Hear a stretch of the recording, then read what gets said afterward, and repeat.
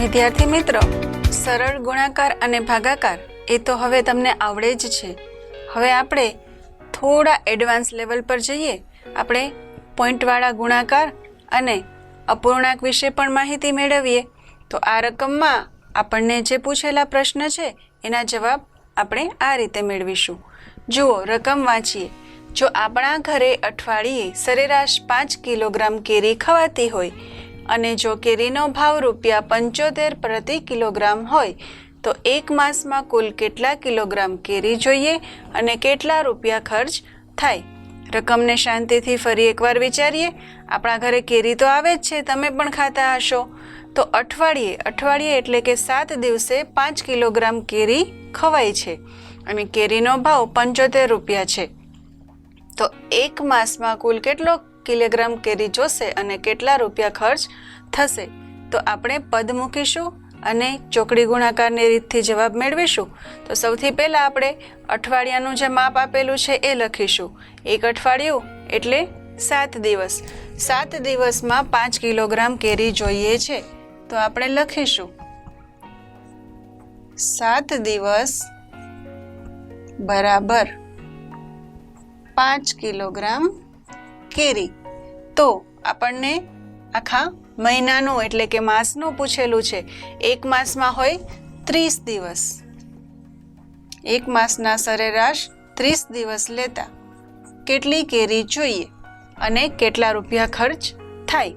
તો આપણે ચોકડી ગુણાકાર એટલે સામસામેના પદ સાથેનો ગુણાકાર કરી અને જવાબ મેળવીશું.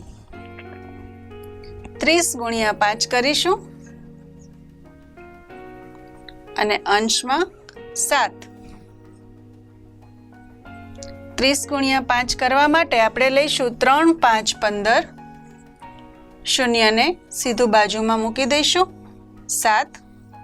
હવે જોઈએ, 7ના ઘડિયામાં ક્યાં પણ 150 આવે છે? છેદ ઉડી શકે છે? નથી ઉડી શકતા. તો આપણે કરવો પડશે ભાગાકાર. ચલો, આનો જવાબ પોઈન્ટવાળો આવે છે તો આપણે ભાગાકાર કરીને જોઈએ કે કઈ રીતે જવાબ મેળવી શકીશું. તો રફ વર્ક કરીશું.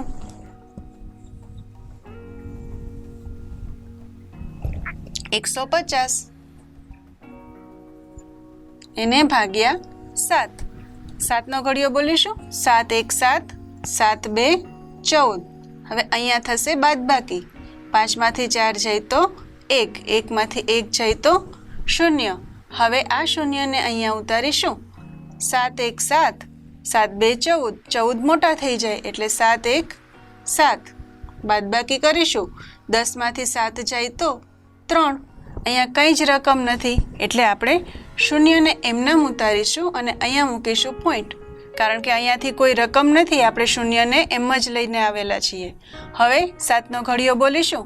7 1 7, 7 2 14, 7 3 21, 7 4 28. અહીંયા આવશે 4. બાદબાકીની નિશાની. 30માંથી 28 જશે તો 2 વધશે. હવે ફરી એકવાર શૂન્યને લઈશું. 7 1 7, 7 2 14.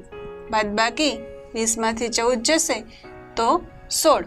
આપણને આપણો સરેરાશ જવાબ છે એ મળી ગયેલ છે. તો આપણો જવાબ છે 21.42. 150ને 7 વડે ભાગતા 21.42 આપણો જવાબ આવશે. તો આપણને એક માસમાં કેટલી કેરી જોઈશે એ જવાબ મળ્યો છે. હવે આપણે જોઈશું કે કેટલા રૂપિયા ખર્ચ થાય. આપણને ખર્ચ આપેલો છે 1 કિલોગ્રામનો ₹75 ભાવ છે. તો અહીંયા આપણે લખીશું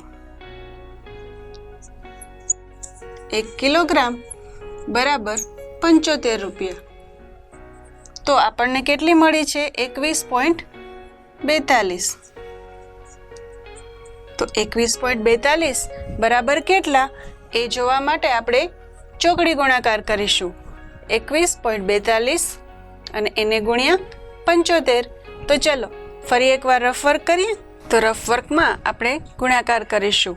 21.42 એને ગુણ્યા 75. સૌથી પહેલાં એકમના અંકના બદલે 0. 7 2 14, 14 નો 4 વધી 1, 7 4 28 ને 1 29, 29 નો 9 વધી 2, 7 1 7 ને 2 9, 7 2 14. હવે 5 નો ટર્ન, 5 2 10, 10 નો 0 વધી 1, 5 4 20, 20 ને 1 21, 21 નો 1 વધી 2, 5 1 5, 5 ને 2 7, 5 2 10.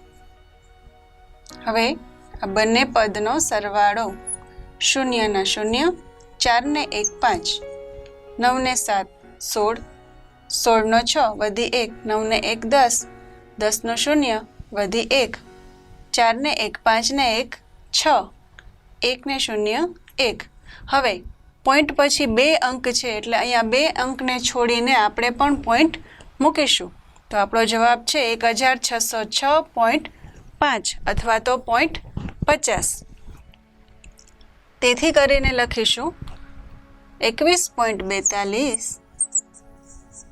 ગુણ્યા 75 બરાબર આપણો જવાબ છે 1606.5 અથવા તો 50. તો આપણને આપણા બંને સવાલના જવાબ મળી ગયા છે. હવે આપણે વાક્યના સ્વરૂપમાં જવાબ લખીશું. વાક્યના સ્વરૂપમાં જવાબ કઈ રીતે લખવાનો? પૂછેલું છે કુલ કેટલા કિગ્રા કેરી જોઈએ અને કેટલા રૂપિયા ખર્ચ થાય. તો આપણે લખીશું તેથી કુલ કેટલા કિલોગ્રામ કેરી મળી?